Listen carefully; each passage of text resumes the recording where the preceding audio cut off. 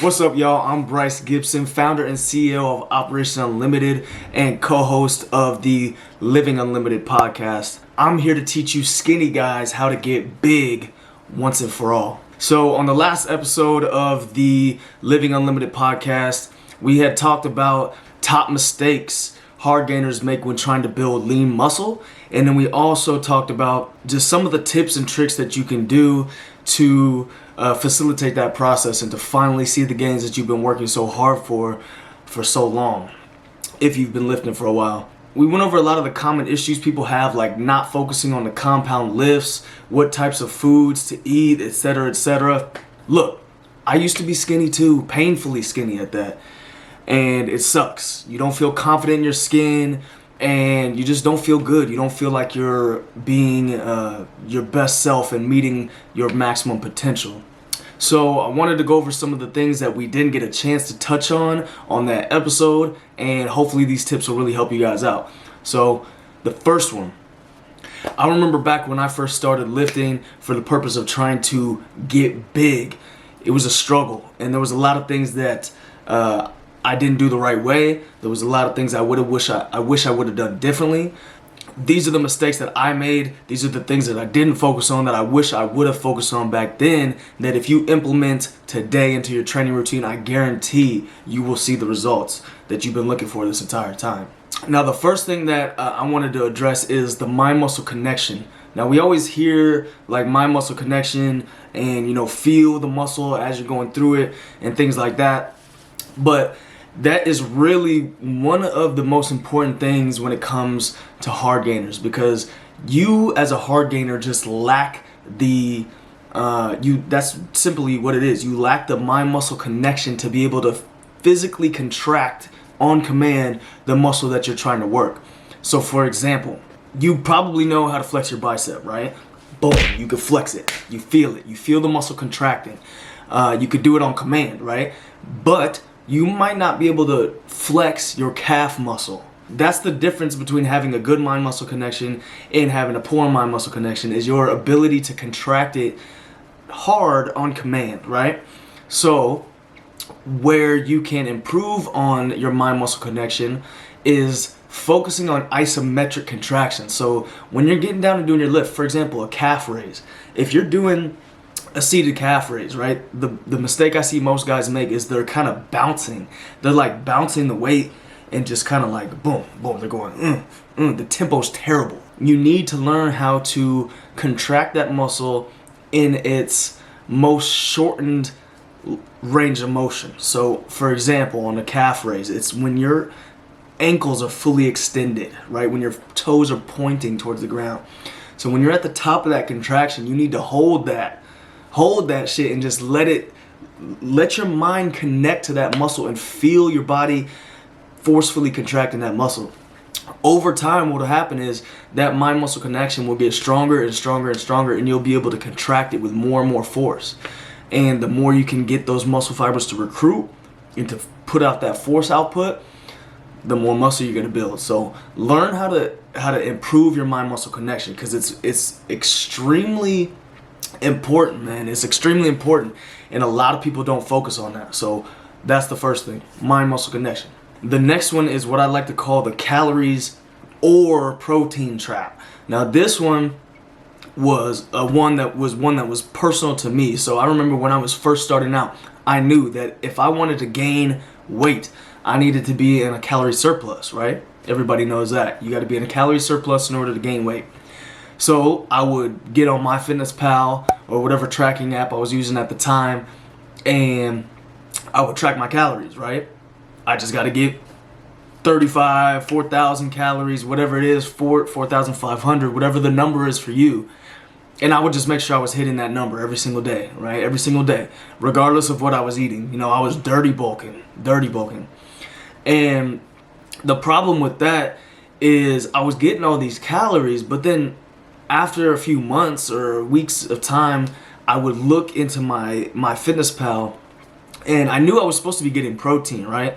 Everybody knows you're supposed to eat protein, and there's a range that you're supposed to fall within. And I would make sure that I was eating foods that were, high in protein, quote unquote, But when I would look at the number on my MyFitnessPal, I was still under eating protein. So my calories were on point, and then my protein was not. So my focus then went from get as many calories as possible to hit 180 or 200, whatever it was. And you want to get to about a 1-to-1 ratio of your lean body mass in grams of protein. So if you are a 200-pound guy and you're 10% body fat, you want to eat about 180 grams of protein. So my focus went from getting in all the calories I possibly could to making sure I hit that number specifically with my protein. And when I did that for a while, I started hitting my protein requirements, but then I kind of neglected the calories. So you got to have both of those things happening at the same time. You not only do you have to get more calories in per day than you're burning, but you also have to consistently hit that protein requirement.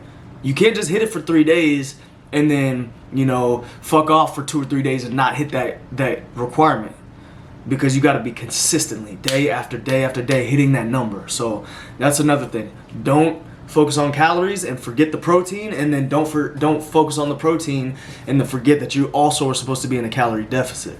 So you got to have both of those two things, and your numbers got to be precise, man. So get on your Fat Secret, get on your MyFitnessPal, and make sure your numbers are dialed in. The next one I wanted to talk about is your sleep. So obviously, you need to sleep. You've heard this before time and time again. You are not immune to needing sleep. I remember when I was in my early 20s, I'll sleep when I'm dead. I don't need sleep. I feel fine. I feel like I have enough energy. Your body needs a certain allotment of time in order to go through all the sleep cycles required to build enough or to build muscle mass. So you can't just get by on 6.5, even sometimes 7 hours of sleep, especially if you're training hard. You need to try to get as close to 8, maybe even more than that if you're really pushing the intensity in the gym. There's certain stages of your sleep that you have to go through, those deep later stages of sleep that only happen after you've been asleep for a prolonged period of time. And your body's not going to, all those calories that we just talked about, all those grams of protein that we just talked about, your body's not going to have the time to assimilate that and divert those nutrients into building muscle if you're not giving your body the rest and getting into that parasympathetic state. So you gotta be sleeping at least 7.5 hours, 7.5. Like if it's any less than that, you can just forget about building any muscle, because you're just not giving your body the rest it needs to really facilitate that process. So get your sleep, man. I'm telling you, if I would have done this earlier on in my lifting career, I would be way further along than I am now. So you gotta get that sleep. So important, man. The last one I wanted to talk to you guys about is really, really, really challenging, man. This is really tough for somebody who is trying to build a nice physique and to put on some lean muscle mass, but for someone who just enjoys the process of working out. I know at first I didn't really, it was uncomfortable and I didn't really like the way it felt. The burning sensation, that shit sucks. But over time, if you're anything like me, you'll start to fall in love with the process, right? And when you fall in love with the process, there's nothing else I would rather be doing than lifting in the gym. I love lifting heavy weights. I love exerting myself. It feels good. I want to be in the gym every day. It's part of my routine. And what you have to understand is overtraining is a real thing. More is not better. Okay, there's a perfect amount of exercise that you need to be hitting in order to see the maximum amount of progress. Think of it like a prescription. You go to your doctor, you have high blood pressure, right? The doctor's gonna prescribe you a high blood pressure medication, and he's gonna tell you to take 2 tablets a day in the morning with water, whatever the hell he tells you to do. If you're like, I wanna have lower blood pressure faster, I'm gonna take double the amount. That would be stupid. You would never do that. You would never get a prescription from your doctor and take more than the required amount just because you thought it was gonna work faster. It's the same thing with building muscle. There is a proper dose, and everybody is going to be different when it comes to the right amount of volume that it takes to continuously see progress. So, one of my favorite fitness influencer, podcast host, whatever you want to call him, he'll always tell you to do the least amount possible to elicit the most amount of change. If you are going from sitting on the couch every day to never having lifted before, and then you think you're going to go do 20 sets per body part per week and expect to see the maximum amount of results, you might build some muscle just because you haven't done shit before, right? So it's a novel stimulus. But it's not to say that it would have been better if you would have maybe only done 10 sets, right? So there's a perfect amount. And yes, you want to progressively overload and gradually increase that volume over time, gradually increase that weight and intensity over time. But you have to find your amount of volume that's going to get your body to change, and then gradually scale up from there. So for most people, that's anywhere from 10 to 20 sets per muscle group per week. You might be able to handle more than that. Like, you might be able to tolerate it, right? Your body might be able to tolerate that amount of damage, but that does not mean it's optimal. This is when you fall into the breakdown recovery trap, right? You're constantly breaking your body down. You're hammering your muscles in the gym, right? You go to sleep, you're eating well, you might wake up and you might recover from that insult, from that damage that you've created, but you're never actually adapting past that point that you were at before because you're just going too damn hard, right? And your body's never got a chance to go past that baseline that you're at. So that's the last one, is just to make sure you're not overtraining. It's a real thing. The right amount is what you want. That's all I got for y'all today, man. I hope this helps. These are mistakes that I made early on. If I would have known these, it would have been game over, man, because I would have seen so much more progress. So hope you enjoy that.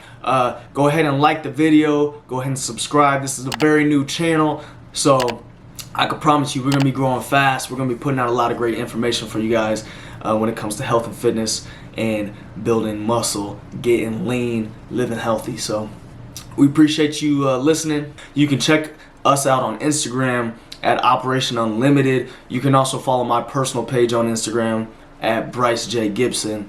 We'll see you next time. Go out there and live unlimited, baby.